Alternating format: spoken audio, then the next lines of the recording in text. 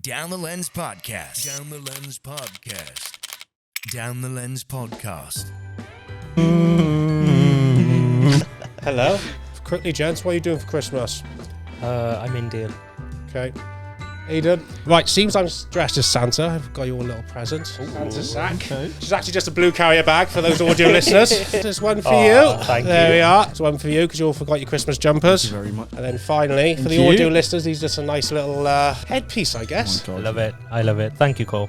Oh, bro, that proper makes your I ass look I like yours, yeah. Yeah. Tapan's got the label still on. I'll keep it on. You all look like little So he elves. can get Santa's little elves. He's getting his money back later off it. That's all right. Obviously, Santa has a big sack. No puns. No puns intended. If you were to write 3 things to go on your, what do they call it these days? Wish list? Santa list? Like what? Yeah, wish list. I was a kid list, back in the yeah. 90s. Your Christmas letter. Yes, in your Christmas letter, hate that. Tapan, what 3 things would you want for 2024? Good health. Let's keep it camera related, please. camera Business related. Yes. Sounds like he's got a jetpack. It does, yeah. That's Just like it's terrible. going to go into fucking dubstep. Right, hello everybody. Welcome to the Christmas special. I think go. we'll be on like episode 21. As you can see, I'm Father Christmas today. Hello. Hello. I'm joined here by 3 special guests. From my right, we've got Tapan, then we got Aiden, and we've got Alex. Hello, gents. Welcome to the Christmas special. Pleasure to be here. How are you all Yes. doing? All good. How are you? You in the Christmassy spirit? Well, I Thanks, am. my, These two are not. Thing. You can't see on camera, but I've got a big gap here. Staring me in the face. So, I would like to start off, seems it's the Christmas episode. If you had £100, okay, what camera accessory or camera bit of equipment would you want in your stocking with £100? So you've got £100, what do you want in your stocking for £100? Can I? Filters, maybe. Yeah, I would go for like artistic filters, Yeah. blurry effects. I don't know, crystals, stuff like that, just to try it, just to see how it looks. Okay, I'd probably go with a vintage lens. What, for £100? Yeah, bro. eBay. Yeah, eBay. I just eBay. picked up a shit. What the fuck is it called? Helios 44-2. Nice, nice. Is that the anamorphic lens? One of them. Well, ish. It's got anamorphic effect, but it's not anamorphic. Alex, what about you? I think I'd go with a filter as well. I'd probably Yeah. go for the Pro Mist filter. Nice, that's what I was going to say. Yeah. What, quarter or? Yeah, I'd probably go for a quarter. Nice. I would rather underdo it with Yeah. a Pro Mist than over. Oh wait, I'm legally obligated to say this. Cine Bloom 20%, just because Moment I'm partnered with, so I Yeah. have to say that. I saw one I quite liked. It was like a filter, but it wasn't like a mist. It was like, have you seen the Prism ones? Yeah, Some of them are like sexual. from Prism FX. Yeah, that's the one. Right, seems I'm dressed as Santa. I've got you all a little present. Santa's sack, Okay. which is actually just a blue carrier bag for those audio listeners. Great for the audio. Nothing special, just to get in the Christmassy mood. There's one for Aw, you. thank There you. we are. You I'll can put it take the on. tags off. There's one for you because you all forgot your Christmas Thank jumpers. you very much. And then finally, for Thank the you. audio listeners, these are just a nice little headpiece, I guess. Oh my I God. love it. I love it. Thank you, Cole. Yo, bro, that proper makes your I ass look like fat. yours, yeah. Yeah. Tapan's got the label still on. I'll keep it on. You all look like little So he elves. can get Santa's little elves. He's getting his money back later off it. That's all right. Can't do fuck all with that receipt. Good luck. That'll do. You look incredible. Thank you. Tapan is currently still single, so and it's the Ready to Christmas mingle? spirit and all that malarkey. So we've all been on this podcast. I am the host. Alex, is the first time you've met Tapan and Aiden. We've all worked on a professional level, us 3 Yeah. closest, and obviously Alex. We were looking to build the Fantastic Four. Yeah. I'll take that. Yeah. Who came up with the name? Me. Take full credit. Santa here is taking full credit. Of course. Someone's got to. It's a fucking shit name, but there we go. To be fair, it's better than some of them we had in there. At least Yeah, it's Aiden politically with correct. his totty mouth. Sorry. Coming up with some terrible names for the 4 of us. Let's not go into Oh that. God, no, There were some real bad names there. That group chat is like a fucking COD lobby chat. Yeah, It's awful. It's awful. yeah, it is awful. Right, Let's not so there is no actual structure to this podcast at all. However, I have asked you all to prepare one question. I do not remember what the question is. So if one of you will come remember, please. Controversial topics. That's we are. Yeah, that's Controversial topics, maybe within the industry, from videographers to any kind of content creator of any sort. Tapan, would you like to start us off with your console? So he's bringing out his notes. I am bringing out my notes. So the main topic I want to try and go into is obviously within the wedding industry. I do a lot of videos and I also do photos within the industry, along with obviously corporate clients and stuff, which is obviously everybody does it. But my controversial topic is when you're a videographer, photographers think that they are above videographers and they just seem to take clients away. And when you're literally just setting up for speeches, I'm not going to name who, but they just literally take a couple away and they just do their shoot. And I'm like, this is my time as well. Then they wait for the worst time to take the couples away, and their attitude all day is, I'm better than you. And I'm like, you're not. Right, okay. Really not. And all they use is, you know what they use. I do photography. They unload their photos, they stick it in Lightroom, they stick a preset on, and then they make the clients wait a couple of weeks before they have all the photos. This is every single... And it's like a 20-minute job. It's a 20-minute job. And videography, it takes time. It takes time to cut. It takes time to prep. Yeah. Everything. So that is my controversial topic. What do you have to say to that? Yeah. I mean, I don't want to say something. Thing is, we're all videographers, really, aren't we? Exactly. Yeah. I don't want to shit on photographers, but that definitely is the issue. I totally agree. And I remember you telling me this story. That's why I started smiling like a little schoolgirl. But it's it's the sense of entitlement that they're like, oh, I'm being paid to be here, but like you're also paid to be there as well. Exactly. So it's you're on an equal level. Yeah, photographers have this kind of complex. They do. Have you done a wedding with an FX6? Because suddenly Oh, they're not as confident when you pull out the cinema. I was wondering. I was wondering how long that was going to take to bragging away. Yeah, And it's I like, will oh, say, when you pull a huge cinema rig out, suddenly they're like, oh, okay, maybe not. But I agree. Obviously I try and avoid weddings. Not, it's just not my thing. That's, sorry to make a point, but that's also a huge thing that when you get treated with more respect, the bigger camera you have, but it's not about the camera, it's about the shooter. No. Unless it's a Nikon. Nikon. Let's not go into that. So on that topic, are we for videographers and against photographers? Ooh. I like photography as much as videography. Yeah, you like it the most out of all of us. Yeah. But yeah, I would back up a videographer any day over a photographer because I know videography takes time, it takes effort. And yeah, we know photographers, good photographers. I would like to name them. This guy I worked with, Graham, incredible photographer. He's like, I think Bridge Endway or something. Yeah, he's very cool, very, very good. And there's few others around. They are like standard photographers and they know what they're doing. And not only that, they're very nice on the day as well with you. So if you're very inexperienced like I was, Graham understood that and he was like, okay, I will show you how to do it, way to do it, stick with me. And I love that. Love that aspect of it. So I'm not saying all photographers, but some are really I've had nice. my run-in and I've shared my opinion on the podcast before. Yeah. So I've been quite lucky that the few weddings that I've done, I've always worked with amazing photographers. Yeah. For me, you've got to be up front at the start of the day and kind of make sure you're communicating. So, right, let's talk through the day. And there have been times where the photographers actually helped me, where I've needed to go to the venue to get the audio set up for the actual ceremony. And I've said, hey, can you shoot a few clips of the final details on the wedding dress? And that, for me, was, a huge help. Oh, yeah. But I agree. Yeah. If you work with a really talented photographer, it makes really your nice. life so much easier. I mean, there's a photographer based in South Wales called Lauren Amelia. She is the most naturally talented photographer. and again, you know, I've only worked with her once, but she made it look so easy.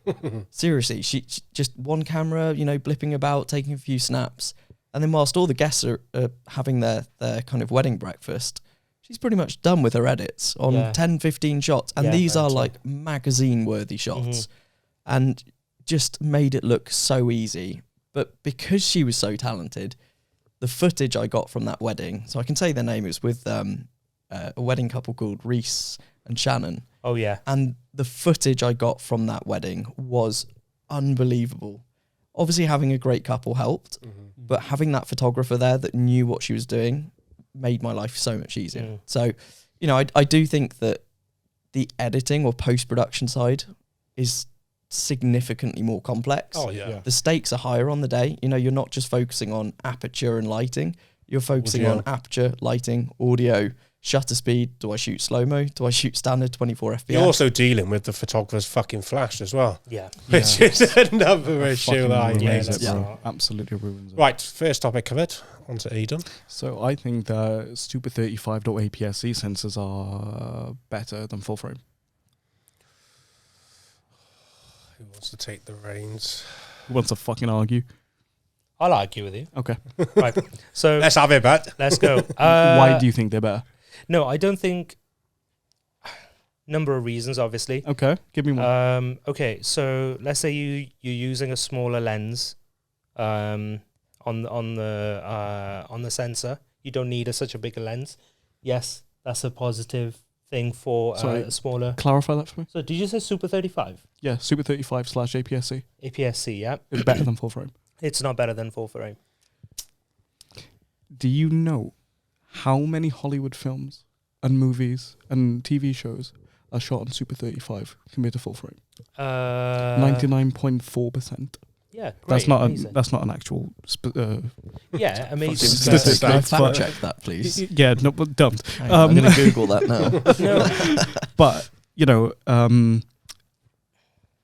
most cinema cameras have a 35mm, Super 35mm frame. What I will sensor. say for any starting off videographers or buffs, obviously a APS-C size sensor camera is is significantly smaller than the full and frame. cheaper. So obviously, if you're looking to start out They'll and do. you're trying to obviously build up your kit list, that is a good way to go before you want to potentially go down the full frame route. Yeah. I think my take is it depends on the job and it depends on what you're doing. Aside from the FX6, what camera do you have? That's Sony, FX30, and that's which is Super 35. It's a Yeah. cheaper version of the I would. FX3, And which is the obviously one thing I will say is that a Super 35 is great. There, you know, the At Black HD Magic I level. had was unbelievable. 6K, 12-bit raw, unbelievable image. But you can't just say as a blanket statement, Super 35 is better than full frame, because it depends on the context. You know, would you choose an FX30 or an FX3 for, say, the first dance at a wedding where you've got low light? yes, Yes, I would, because the FX3 also has a base ISO, quite a high one that you can shoot in more or less moonlight. 12,800. The And FX3 like is That's a quote full from. frame. Hmm? The FX3 is a full Well, frame. it fucking is sensor. as well, isn't it? yeah. So, The FX30s. Put it It this is way: full. as someone who's got basically the FX3 sensor in the FX6 and the FX30, don't get me wrong, it's impressively good Okay. for a crop sensor yeah. in low light. Yeah. But there's no way you choose that over an Okay. FX6. All right. Let me rephrase then. I think that it's better to shoot cinematic content on, i.e., movies or music videos, compared to full frame, Why? because it's Super 35, because it's got that. It's the same as when you see a sci-fi movie and it's got an anamorphic lens. It's just what it is. Is it to do with the image? I wouldn't say so much the image, but I'd say that the thing that you get back from it when you go into that edit, it's like naturally pretty much already cinematic before color grading. I think it's matter of preference rather than it's better or not. Yeah. Because I think if you look at it in terms of is it better, then you know full frame is better because it's going to capture more light. You got more, more. Yeah, but you can use a speed more booster. pixel. No, Yeah. But you don't need to. You don't need to use Controversial it. question. Yeah, but you so- don't need to use it. So on tying the- back to the context Triggered. piece, would you choose, say, a Nikon D3100, which is an APS-C sensor, or an FX3 with a full frame sensor? I would well, So it's all rather about win. context. It's the equivalent camera. An FX3 and an FX30, I would say, are similar in nature. Don't get me wrong, the FX30, for the money, if you're looking to get into filmmaking, Oh, yeah. anyone that camera. says best bang for buck, go with the FX30. That camera is magic, but you do have limitations. So Yeah, if you have a huge plan on rolling going shutter. full frame and you're investing in full frame glass, then you have got that crop of 1.5 When I times. first started out, and I didn't know much about lenses, I bought the like Sigma 16mm, and it was like the DC or whatever it was, which is obviously their APS-C crop one. Mm. Oh, and it don't fucking work on my full frame, does it? Nice little vignette. Basically, yeah, it's now 24mm on a full frame, which is a nightmare. When you first learn out, you might spend 300-400 quid on a lens, and you change the body, and it's like nothing to you. Yeah, no, absolutely, yeah. But I still stand by my I statement. started on D3200. I would rather use a BlackBerry 3300. So I started, funnily enough, I think my first one was actually a D3100 was my first Yeah. ever DSLR. Mine was 3200, and it was like the best starter camera you can buy that did good photos and good videos. It did HD videos. Yeah. I think at that time was Yeah. like really good at 30 frames per second or something, and it also did a little bit of slow motion at half HD or something. I can't remember. Providing, like 480p. yeah, I don't know. No, but honestly, it was like when you're starting off and when you're in school, Yeah. you want to experiment Oh, yeah, with back After Effects 16, and Twixtor. 18 years ago. Yeah, you want to experiment with like After Effects. You wanted to get in and do Twixtor, add slow motion, because that's back in the day. 300 film was out, and everybody wanted to fucking, shoot slow motion and trying to get that effect. And well, at least I did. So yeah, best bang for money. So 3200. definitely from this conversation, the full frame guys are sticking with full frame, and the 100%. 35 is sticking with 35. Guys, if you are listening on YouTube, comment your opinion down below and give a reason. I would love to see, and if anyone says full frame, I will. And Aiden's going to go Right. ape shit in the comments if they say full frame. Yeah, your engagement's going to be awesome. I know. Well, yeah. Sometimes haters make the engagement go up. Anyway, Exactly. moving on. Next one, Alex. So my controversial topic is copyright. I think it's not something that's really spoken about often, Nope. amongst creators. We spend we'll all our talk time about it. talking about crop versus full frame, FX3 versus FX6. But copyright is one of these conversations that when you're starting out in the industry, Mm-hmm. it's very easy to be taken advantage of and not realize that you actually have rights as a creative, and that people, as much as they can repost it, Yeah. legally speaking, You they own shouldn't be. It's your footage. Yeah. They pay for that edit. But there's an assumption that because I'm in your footage, I can also use the footage. It's mine. Unfortunately, I have a fairly recent example where my footage was used by a national TV program, shall we say, seen by millions of people. I watched it. Yeah, it was great footage. Obviously, I'm glad to see my footage on there again. I'll say that it was good stuff. But obviously disappointing to see that even at national level, these things still slip the net. And I think it's so important that these creatives understand that you have rights, that people can't just take your footage, but also it's so hard to find what the process is to deal with copyright issues. So here's a question for you. Someone first starting off, where can they go to basically start finding the basics for the guidance to help, their footage not be copyrighted? Or if it is copyrighted, where can they go to start the legal processes to, Yeah. So I think, making it clear to the people that you work with that, if you're giving them permission to use it on their socials, you want a copyright statement on your website. You need a copyright statement in your contracts with your customers. Just because, like you said, you deliver the finished product doesn't mean they own the rights to the raw footage. No. So if I deliver a YouTube video to you, that doesn't mean that you can then go and put my footage from that YouTube video on national television. So I think that's the first thing, is like the boring legal stuff. The I'm other going thing, to take that advice on board. I think. I'll jump in. When the I other ask. thing I would say, and unfortunately I learnt this the hard way, legal protection as a business will cost you about £15-16 a year. And it's one of these that, oh, legal cover, it's boring. Believe me, the day you need it, you want to pay that £15. Oh my God, yeah. Where can you get legal cover from? So I've got a policy. Mine's obviously quite expensive. Mine's stupidly expensive, actually, simply because the type of work that I do with, you know, fairly big customers, and especially the drone stuff, obviously it's higher risk. But I think I use Simply Business as my insurance policy. I do that provider. too. Simply Business. Same. Obviously, you know, need to the get policy I need is ridiculously expensive because of, you know, some of the jobs that I've done. But make sure you tick that box to say legal cover. Yeah, you really need to as well, and that's coming from like, would you say that's more corporate? What would you class that genre as? I mean, it's corporate, but it applies to everything. The amount of people that, you know, even influencers that you work with that just go and post it all over their socials, and 9 times out of 10, the creatives will just back down because I think, oh, you know, they've put it on their YouTube, they didn't have permission. I'm not going to go through the legal process and spend all these thousands for them to take it down and pay me £100 back. Yeah, I've got quite a few examples as well as a music video director and as a creator.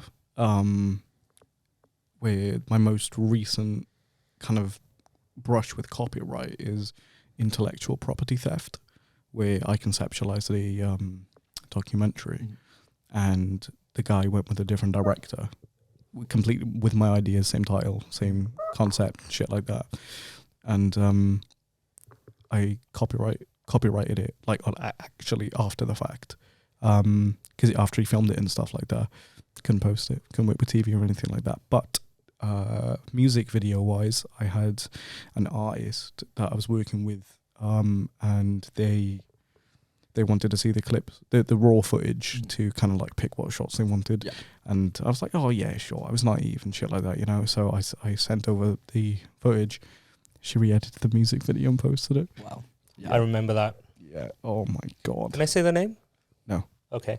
I ain't doing no cutting. Father Christmas is not doing any cutting on this Christmas episode. I worked with that same artist, and I had a very similar thing tried on me, saying that they wanted the footage just because Aiden sent the footage to her. Well, now we know it's a her. But yeah, so Aiden sent the footage, and I was like, hang on a minute, no, Aiden does his thing. I'm not going to send you the footage. There's no chance at all. She was like, oh, I want to look at it. I was like, no chance. But even events, you know, how many times have you filmed an event and there happens to be an artist there, and they'll come back and say, well, you've already filmed it, so can you just send me the footage? And then they're offended when you say, well, I'm not just going to give you the footage. If you want it, you know, there's a fee for that. Yeah. And I'm like, but you've already got it. It's only going to go in the recycling bin. And I'm like, yes, that's not the point though. It still takes time to process. You know, do you want S-log? Do you want flat? You know, do you want it to be sent over through WeTransfer? It's taking me time. Exactly. And that's why you put a clause in your contract where it says that you own the edit and nothing else. Yeah. And only partially the edit as well. For raw footage that is allowed to be repurposed for certain things as you are the creator and owner of that footage. But as an industry standard, if people are looking to buy raw footage, you should always charge 150% of the project price. Yeah. So say your project's what, $1,000, easy maths. 1,500 just for the raw footage. Cool. So 2,500 then for the edit plus the raw footage. And do you put that in the little absolutely T's and C's at the bottom? Always. I saw your eyes lighting up and you're looking at your phone at your notes. Well, what have you got to say? No, nothing along those lines. It is a little bit off topic, but I've got a question for you guys. Okay, so I did a little bit of research. What are the chances of actually one of us making it big as a film director? What are the actual chances? As an individual? As an individual to make it as, like, let's say Nolan. For example, out of 1,000 or like 10,000? No, just say what are the chances? Like, let's say, you know, we're shooting this podcast now. Obviously, we're aspiring to be somewhere, and as big as you can get. Let's say Nolan's seat. Yes, he worked hard. Yes, he's done this. But yeah, everybody's working on. Everybody's decent at filmmaking. Everybody's decent at photography. I Speak think for we can. yourself. I'm the fucking sickest in this room. I'm joking. I'm joking. But the skin test. Precisely. But yeah, what are the actual chances? Without saying numbers, I would probably say the probability is pretty high. I think just because it's quite a niche industry. That Yeah, I'm it's not in. like we're all trying to be like the next David Beckham, where there's like 50 million football players under the age of 16 in the UK. Do you know what I mean? Yeah, I can absolutely say that the industry is very oversaturated with up and coming, not one. But what I'd like to say on that, well, before I started getting into videography and like content creation, my Instagram algorithm and all that was completely nothing to do with it. But now I'm in that world, all I see is content creation, like all these amazing destinations. But then I kind of think, oh my God, it looks so oversaturated. But then what do I think of my best mate who like plays rugby and goes for beers on the weekend? He's not seeing the content that I'm seeing. So he might not realise how many people are doing it. So then, do you know what I'm trying to say? It's like we might think we're like 1 in 10,000 of getting that bucket shot and then having 100k followers or getting our next big budget. But to him or your best mate who's not in the industry, you're just another guy just cracking on and trying to get where you know where you want to go. I think that we're all quite established as creators. I want to say filmmakers, but creators. I think they were quite established on. Santa is obviously the top of the pecking order. Can I? Ho, ho, ho, ho, ho. Can I say something? I think you're all wrong. I think there's more chances of one of us quitting this, working hard, and become a footballer. If look at my body type, for a professional footballer, I'm not saying you're going to play for Manchester City. I'm saying you can earn a living becoming a footballer. For example, I mean, I'm not. I don't know anything about football, but if I train hard enough, Cricket, I can, kind of thing. Oh, cricket. Yeah, let's say cricket. If I train hard being enough, racial at all. Santa's not racial. if I play, I could become a professional, but I will never be obviously international player unless I was really talented. But I can train myself and I can get to probably a professional level. Mm-hmm. There's more chances of us becoming that than it is, making it. Is that your personal opinion, or is that you? No, found because that I found the data. And there isn't a data that exists. But I wonder why that is, because they're saying now with so many, like, obviously professional cameras out there, theoretically, we've all got a professional camera in some capacity. We could go and theoretically shoot a short got an iPhone, film. Yeah, you've blockbuster. got so much. the new iPhone. It's ridiculous. It's just got to be put in front of the right Insane. person to then invest in the next project. Yeah, 4K, but 120. exactly. Yeah, the capabilities of more or less any camera now is The absurd. last 5 But years, easy. yeah, if we were to all band together and shoot a short film, we can then present that to film festivals. Yeah, I think that's get a where the fucking issue lays. budget Where, like, say if I capture something sick and I'm really proud of it, and like the majority of like the community I'm within think, "Oh, that's amazing." I don't know where then to put that footage in front of to then start getting the investment to go through. I don't know the process. 'Cause I've never been to film school. Do you know what I'm saying? I think that's the key. It is a very saturated market, and I think the jump between being an amateur filmmaker and a professional one, you have to go through so much experience to be able to say, do you know what? I genuinely classify myself as a professional filmmaker. Mm-hmm.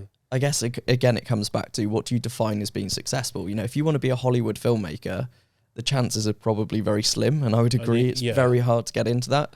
However, I still think we can, if we were given that job, I reckon there would be a delay 1 month, but I reckon because we know what we're doing with a camera, we know what we're doing with lighting, if we go back to basics, I reckon we could direct it. It's just going to take us that extra second to sit back and think about the shots, and then because we know what shot to get, I reckon we could do it. We could do the job. I think one of us can actually make it as a director if we were in that seat. Well, shit, you'd already be in this. You'd already be the director if you're in the seat. But no. What I mean is, you could, if you were given that director of photography role, we could do it. But aren't we all DOPs? But we are. But what I'm saying is, if you've got set, if you've got people doing this, doing that, it won't take you long to fill that role without having any professional qualification. Technically, I would agree. I think as a filmmaker or a one-man band, you kind of have to learn all of the different skills. But there's one key thing that will differentiate you from a single shooter to a successful director, and that's leadership. Because so many people, you know, if you can work solo, that's great. But when you've got a team of 40, 50 people, keeping them motivated, keeping them engaged, and actually leading people to deliver a successful project, as a director, it's not about how talented you are. It's how you can get the most out of the team of people around you. If you're a bad leader, you could be the most talented filmmaker in the world, but it'll end up being a bad film. I fully agree. There was a quote. By I think one of the Marvel directors. Don't know which one. Cole Parrott. Santa Claus today. Yeah, but the quote Is it went someone gun? no, something like sorry, it wasn't Marvel. It was James Cameron. When he was making Avatar, he said that I'm only as good as the people that are around me, and I've got such a talented team to do the things I need them to do. The film just happens. Yeah. And it's the team and the way he directs people becomes the film and his vision. So the more clearer you are as a director to what image you want, and you're able to say it before the camera turns on, and they understand it, I think you win half the battle. But also knowing when not to speak, because if you know, a great leader hires great crew. So people that are technically better at that specific area than you are. And I think the key to a good leader is making your team feel empowered to come in and say, do you know what, that is a good idea, but I've got this idea that I think is amazing. And 9 times out of 10, that idea is, do you know what, that's brilliant. Can I counter that? Because, again, I'll quote James Cameron, because I don't know like what video tennis, I see it. But he had his stuntman or something, and one of the first scenes in Avatar, he had the main character Jake swinging left and right, and he had the dragon thing catching his backpack or whatever. I don't know those dragons in Avatar. Not dragons. I don't know, like one of those big animal things. Yeah, I know what you're saying. Scary animal things. So he had his stunt director saying, "Listen, I want the main stunt actor in a one rope with 2 pulleys or whatever. I don't know, some technically whatever he said." So the stunt director went, "You know what? I'll do him a little bit better. I'll try and impress him." And then James Cameron comes in and he goes, "What the fuck is that?" Like, you know, and he just got to change to whatever he wanted him to do. So I think, yes, it's good to have that, but I think as a director, you want to do like, okay, this is my vision. If it doesn't work, I will take other people's ideas on board and then go from there. But until then, I think as a director, you want to be creative. And what if you do whatever vision you have, you're able to portray that? That, I think, goes down as a win in your thing, and that goes down as a boost The team. Yeah. What do you think about that? Yeah, I mean, at the end of the day, Aiden, the audience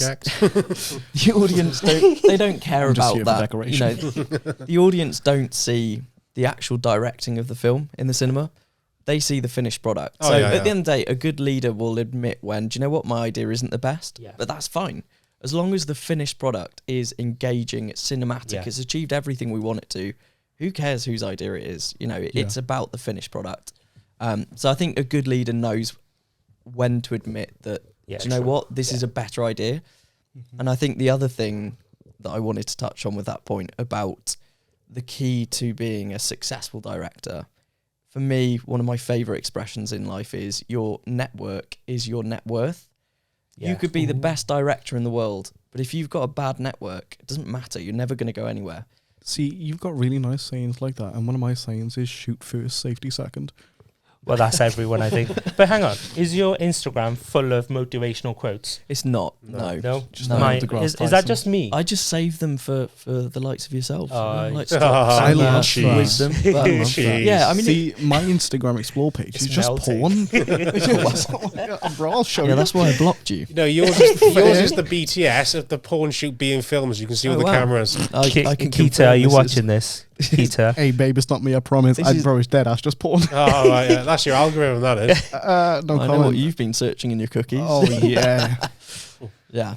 But no, I think the easiest way to go far in this industry is to build up a network around you. A bit like you in the music industry, you know, as you start working with bigger and bigger artists, that kind of recognition to say, oh, you know, you've worked with H or Ardy or whoever. Which is, not to brag, have you heard of Skylar Grey? Yes. Have you heard of Skylar Grey? Yes. Eminem collaborate. I'm about to lose my mind. That one. You've I've been gone for so long. That's going to get I'm copyrighted. running out of Fuck you. Well, she's a frequent Eminem collaborator. She wrote Love the Way You Lie by Eminem and Rihanna. Yeah. Oh, right, She yeah, I know that. DM'd me the other day. Fair play. She said, your work looks dope. You know what I responded? I know. Oh, I hate myself for this. I said, your work is doper. Was you blushing? Bro, I threw my phone. It smashed. So why did you type it then? If you were gonna Skylar be Grey, angry if you're when you watching said- this, you owe me a phone. Skylar Grey, if you are watching this, Please get him a phone. no, I'm not going to Please say anything. subscribe, like, and follow the next episode. If you want to work with a more professional DP, Yeah. come to Final Media. Go to Don't work with camera any of these 3. motherfuckers anyway. Oh, I love you boys. Merry fucking Christmas. This Merry is. Christmas. Yes, Aiden. Merry Christmas. If you want a mince pie, have a crack on the mince pies. Do you want to try the mince pies? Do you want a mince pie? You look like you've eaten No, I'm enough. vegetarian. Oh, yeah, you are, aren't you? I am vegetarian. You fucking simp. It's not real mince in there, mind. I'll give it a go later. Now you're going to Yeah, do so it on good. Because camera. I'll I do don't it. want my nice naughty top to, have crumbs on it. Yeah, we The said idea our of Christmas eating- jumpers, and then that's the Chris. I know the other guys haven't turned up. They've turned up in personal branding and stuff like that. Aiden come- always just comes, I just look like I'm going to a funeral, bro. yeah, or like work a factory job. I've and then come you straight got from court. always Alex and his bloody Carl Media. Yeah, bro. I thought it's all about about the Wolfgang branding. Media Top. I was like, you know what? No, Exactly. he said Christmas jumpers. I went and did. I bought this. Yes. And then these guys were like, well, no, we'll just turn up as we are. You know, I used to work at Hermes, right? And I feel like Herpes? Herpes. Oh. Yeah, He no. used to have herpes, but he used to work for Hermes. I thought we weren't talking about that on Wait, air. Oh, did- my bad. Did you deliver or No, I don't drive. Hermes? How the fuck do I deliver? Hermes What is am a I delivery flying? company, right? Yeah, they were. Yeah. Yeah, but they got a factory. So I used to work at doing the in the packages, factory, sorting and okay. shit like that. I feel more dressed appropriately to work there than I am as a filmmaker. Even on set. Yeah, on set, bro. Yeah. Oh god. Yeah. Yeah. Yeah. Yeah. Tapan and Cole and I worked on a music video together that I was directing, shooting, and editing and whatnot.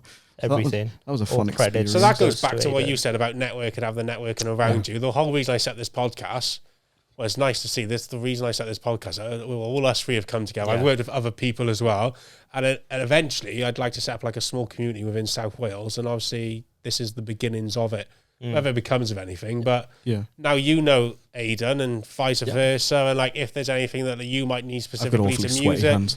and then Funny Tapan enough. covers everything. I'm just me, and then do you know what I mean? But that's that network starting to build, like Yeah. you said about maybe eventually getting an end goal. But it's also about supporting each other because, Yeah. there are going to be jobs that come up that you are already pre-booked.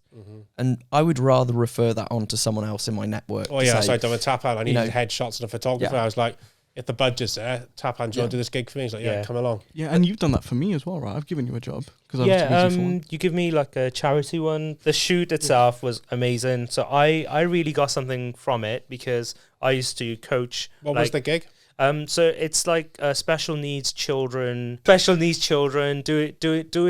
something nice. So anyway, it was that, and I used to coach kids, and I used to do swimming lessons and not swimming lessons, but lifeguarding and helping disabled children get in the water and be comfortable with the water. I really think that I like to give something back, and that is one of the ways that I gave back while I was shooting and getting paid at the same time. So that was What was it though? What was you shooting? the school classes for children who are not they don't get the chance in school, and it was for them, and there's there's amazing people around the communities helping those children. The charity's called Goga, so GOGA. Go outdoors, something like that. There'll be a link in the description. I'll send it to you. I'll send it to you. I'll so yeah, chuck it in. That's all the least Santa can do. Ho ho ho I ho. would agree Yeah. with that. I think the stories that I enjoy shooting most are the ones Yeah. I love shooting like documentary style projects that make you feel something. Yeah, and Like they I- really do. I shot one for Maindy Community House in Newport a few years ago, And, you know, the work that they do for the local community, they support people that are really struggling in life, especially with all the cost of living and stuff. And, you know, all of these people are volunteering their time, they're maintaining it, they're cooking, they're giving away free food. Yeah. And for me, to hear their stories and how much people appreciate what they've done, like for me, that was really, you know, I'd happily shoot those projects for free. I did another one in Caerphilly, Nelson area. Oh yeah, I played rugby there a couple of times. Yeah, Sounds so like plays rugby. in the community areas, so they give away free food to like you know, elderlies and stuff who couldn't go out shopping and stuff. He's gone. Why? He's Aiden is all I gone. heard was Cole go, yeah, start to play rugby. Let's not immature call it, people. it's What can you do? Santa. What can you do? But they're called like soup kitchens, aren't they? Yeah, something Soup like that. kitchens, Yeah, sick. but like, you know, it's always nice. It's always nice to kind of get those stories out. I guess it's the same in music videos. You know, you're trying to evoke an emotion. And this is the thing, like every story, content for the sake of content serves no purpose. No. You know, every piece of content you create, for me, I often start with, what do I want my audience to feel? Do I want them to feel empathy? Do I want them to feel this is a product I need to buy?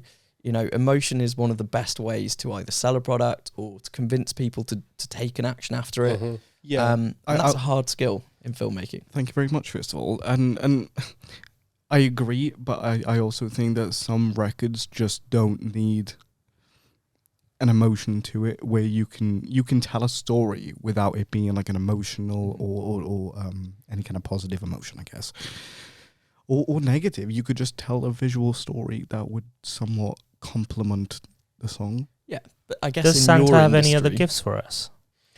Yeah, I'm looking at Just a big package. love and just embrace each other, really. Just positive words. Yeah, what about that big package on it? My Who's that package for? is splitting. Oi, there it is. There we go. Now you got I two know. holes. And I did want to tie back just one bit that I didn't mention earlier on the copyright piece. And I know it's a really boring topic, but obviously we've covered the legal It's stuff. very important. I want to give Hutton's Law a huge Oh, you're shout doing out, only because Santa approves this honestly, commercial. they have been unbelievable. And as someone who had no idea what my rights were, where to go, what to do, they have gone so far above and beyond what I would have expected in terms of giving me free legal advice, you know, and obviously there are paid elements of it, of course. But, you know, finding a firm that specialises in that is really hard. I'm not sure where they're based. I know they're in Wales somewhere. Okay. Can you send me their contact? Yeah. Honestly, they are Just for future reference. amazing. And Well, I will like to shameless ask. plug. No, that's fine. It's fine. Christmas. The whole thing's Christmas being film. cut. Happy Christmas. Christmas. What is going to happen with the Fantastic Four? What's the next step? Well, basically, we've been trying to put this meeting together for the last, while. 2 have. months? Initially Yeah. from our conversation, I said, I know 2 guys, work with them on a professional I capacity. thought we were cutting them from the business idea. The only thing being cut here is my fucking. So what's the plan Risk. moving forward, gents? I don't mind. I think we've got really good heads here. I'm sorry. I love how Cole looked at me. Just wait for you to go first. Who's the most immature person on this sofa? Absolutely I me, think I bro. might vote you. I'm like, I think you're the youngest, though. yeah, I'm 24. How old is everyone else? I've just turned 24. 31. Fucking 30. hell. 30. 29. Oh, that's not bad. You're a little baby. That's not too bad. You're a little Well, look baby. You know what After that you. makes it? Yeah, Got you. please. Yeah, so Fantastic Four. So Tap, what are you saying? Fantastic Four. I think we've got really good brains here. We can. I can't. No, you were good with brains. Yeah, yeah. So yeah, I mean, I think we can build something, whether that's whatever it is, whether that's building a community, whether that's building a network, whether that's just helping each other out on a project, whether that's advice on a WhatsApp call or something, just to say, oh, hey guys, I'm stuck. Where am I going to go? And I think as long as we keep up this positivity, work's going to come, money's going to come, and we're going to grow. So I guess just keep going, stick at it, and we should aspire to be better people together, and then everything else should hopefully flow. from that. I think that's good. And I think the resources that we have together is absolutely insane. Phenomenal. And I very much doubt there's a lot of FX6. people. It's an FX6. Oh Yeah. yeah, he's got. Yeah, Oh, in FX6. case you didn't know, guys, Oh, for yeah, the fourth he's time in got this FX6. podcast, yeah. They're pointing at Alex, by the way. Experience-wise, equipment-wise, personality-wise, and drive and motivation-wise. And I think our backgrounds are all different. Excuse me, They I'm come from talking. different points of view. Santa is the officiator here. I'd have you know. Is my thing still on? Yeah. Yes, it better be on. Yeah, we all have different backgrounds, and we all have the same goal. You know. Are you Indian? I'm half Indian. Yeah. Irrelevant. you? Back to it, Aiden. Are you Indian? You motherfucker. I think that we need to do a project together and not separately. And I agree with you that yes, we should be better people and you know, things like that. But that doesn't show what we can do as a team together. That shows how we can improve as individuals. Now, with a team, I think that the things that get the most engagement online and to attract more clients, especially on a worldwide level or international level, we need to do something with travel. Whether that's flying to the States, whether that's going to Norway or Iceland or something like that. We need to show what we can do and market that as a team, and we can get international. Well, I was going to say to you, things because like we're all that. quite outspoken gentlemen, how do you think we would be if one of us just took the DP role and the other one's basically stepped in line? Because I think we're such strong and we all kind of got our own little, like, what we like to see and what we want. But the reality is will your opinion be taken into consideration? But this do you is think, where how do you deal with that? good leadership comes in. Yeah. And And this who's is being it. the leader? You know, you don't necessarily need, you know, if you've got a group of good people, as long as you agree the roles and what we're doing and how we're getting there, then, you know, the semantics of who's the leader and who's the boss and who's not, you know, at the end of the day, it's all about that finished product. Yeah. The biggest thing, you know, we've spoken about the importance of network. I think that's probably the first major benefit here, is that at least we've got people. I know that there are quite a few big jobs coming up next year that I've got, you know, 3 people here that I can use to help me with some of those. The other thing that I really believe in is, you know, this expression, think big, start small. Yeah. You know, you can, as long as you've got vision and where we're going, that's great. But, you know, you have to start somewhere. And I think the best way to know if something will be a success or not is by saying, yes, we want to eventually get there, you know, the biggest studio in Wales, whatever. But that's not going to happen overnight. You have to start with a few small projects. And like most boy bands, we may hate working with each other, and that's fine. But you've got to start small. You can't just go straight in and say, right, let's start up a new company together. We're going to give it a name. We're all going to give up our individual brands. And then 2 months later, it all falls apart. And I think that's where one step at a time. Let's just do I one think project. what we're trying to say is we all started off independently, and then The one way or transition into another, a team. we've come together. We will like to work together on a professional capacity. However, we are all individuals. If we can come together and work great as a team, then great. What's stopping us all getting the individual shots that would be in the project? Because even if we don't use that shot in the cut, which I think everyone would understand, fair enough, that doesn't positively impact the story. It's jarring. It's, you know, stuff like that. But at least we've done what we feel like would be the best, because we're all working together. And I think we would all appreciate to have that shot for individual. If I was to compose something different to Tapan, for example, because it would be better in my opinion, and he thinks that his shot would be better, and we end up using Alex's shot, you know, it's Because he's on an FX6. because he's got FX6.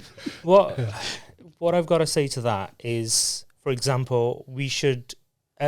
This is what I mean, that we've got a good head together, and this is where we can decide there and then, before we even take the shot, to say, hang on a minute, who's the man for the job here? Why can't we all be? This is where we can't all just do one job. This is where it's going to fall apart. This is where, when you said good leadership comes into handy, but we as leaders of our own company right now, we should be thinking, hang on a minute, what is the best for outcome? I have to be selfless enough to say, hang on a minute, I could actually not do this. I could do something else, which would be beneficial towards the overall project. Whereas, for example, Aiden or Alex or Cole can do this. Santa, sorry. Can do this. This particular job, you know, and we have to give up that self. You have to become selfless in order to make sure that we give the best we can to a project. But that's where the financial hat comes in, and being financially responsible and saying, actually, we do want to produce an amazing product, but you know, you can't charge £100 million for a 2-minute small ad. I like cripples, so, you know, being able to split those jobs out and saying, actually, let's play to each other's strengths. Mm-hmm. We don't need 4 people stood behind a camera. No. So the pre-production, my experience is, if you don't pre-produce a film, it's going to cost you time and it's going to cost you money. And then I think once you've done that pre-production, you say, okay, these are the shots we need to get. We don't need 4 people to get this one shot. No. So, okay, Cole, you're going to focus on this shot. You're lighting, you're rigging, you're getting the main interview. You know, between us, I'll focus on the drone stuff. Let's get the aerials. Let's get the establishing shots. And then someone will get and it's B-roll. About splitting Someone's out on the audio. workload. Yeah. Like when we worked together, you know, in Cardiff, I remember Cole. I let him tell me what to do because I was there as a second, and I was like, you know what, Cole. You concentrate, you put your thinking hat on, exactly what you need. You tell me where the camera needs to set up, where the TV needs to be, where this needs to be, and I will move it the best I can. Yeah. And then you can tweak it wherever you need to. So even though I could have easily done the shot and all this myself, it's giving that respect to, okay, hang on a minute. He needs to tell me this is how it needs to be. Yeah, I can totally agree, because when we shot FaceTime, you focus on lighting for me. Yeah. C-stands, the backlit, and the the top because your light. second AC, Tapan, but there was dog sitting. Did you notice we all naturally did that today? Yeah, like for me, that was really interesting. Yeah. The rigging up of this set, you know, just for time, we all just kind of naturally, right, I'll take on audio. And we all just naturally found our spot. No one said, I'm the boss, you do this, you do that. We just all pitched in and you know, hopefully the end shot is pretty clean. Yeah. Just Aiden obviously it's still your episode, but good. you know, we're all in it to try and do our best to help. Huh? No, it's been Santa was agreeing with Alex. Right, okay, sorry, right, yeah. No, but I absolutely agree as well. Yeah, I did fuck all, but I agree. To be fair, you did do very little, but that's fine. I put SD cards. He set up the backlight there behind the sofa. You did push the on button, which is good. Thank you. And you put your headset on, which is also good. It's been a struggle. I want to thank God. He did struggle putting the batteries in the camera, by the way. He struggled big time. I don't think he played one of those Lego, like, fit this square in this shape. Exactly. I'm not a Sony shooter. I'm the only Canon shooter here. Right, as Santa today, we've only got 5 minutes left, so I don't want to keep you, because we've been shooting a long time. Okay. Obviously, Santa has a big sack. No puns. No puns intended. If you were to write 3 things to go on your, what do they call it these days? Wish list? Santa list? Like what? Yeah, wish list. I was a kid back in the 90s. Your Christmas letter. Yes, in your Christmas letter, for you not to necessarily receive on the 25th, but to receive next year, Tapan, what 3 things would you want for 2024? Good health. Let's keep it camera related, please. Camera related. Yes, Santa gives good health to everyone. Okay. I would like a 50 millimeter cinema camera. Doesn't just have to be cinema physical lens. things. It could be where you are in your business, where you are kind of projected forwards. You know. So my dream is to have a 50 millimeter cinema lens. Okay. Because I used one when I was 16, 17. I would, you know, you don't need a backstory. Yeah. And I love it. So I want to get a nice 50 millimeter. So that's 1. Yeah. 2. I'd like to get continuous work. And 3, I want to build a network of people, good people around me. That's awesome. Aiden, 2 minutes on the clock. I was meant to do a high five, but pardon? What have you got to say? I would like Alex's FX6. No, I camera wise, I'd probably go with a C70 Canon, of course. Probably some. Didn't he talk about Panasonic. getting a Sony FX3 or FX6 or Yeah, something? it's on my list. Yeah, FX3. So why is he Go on. going Canon now? Doesn't matter. Because I'm very indecisive. I don't know. Yeah, networking and working in a bigger team for bigger projects. Next year, and maybe some like is it not Panasonic? Panasonic. Something lens. What's the company? Is it Panasonic? Lumix? Nah. It's a camera make. Oh, Leica? Never mind. You know what I mean, though, right?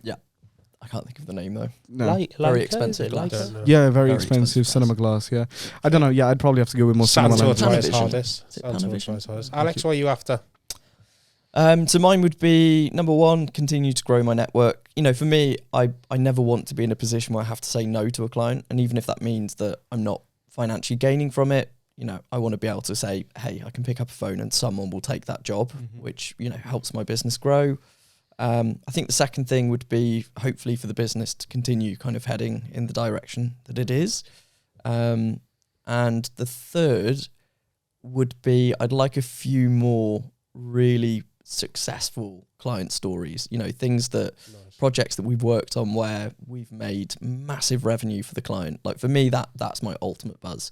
Yep. To see my work take their business from, £1,000 a month to 50,000 a month. That for me would be the ultimate. Massive. We've made it. We're doing well. Our work is benefiting our customers, and they're seeing a return on investment, and hopefully that leads to more clients and more work. Lovely stuff. Quickly, gents, what are you doing for Christmas? I'm Indian. Okay. Aiden? He's also half Indian. I'm spending only half of me with my girls. Okay, lovely. And then Alex?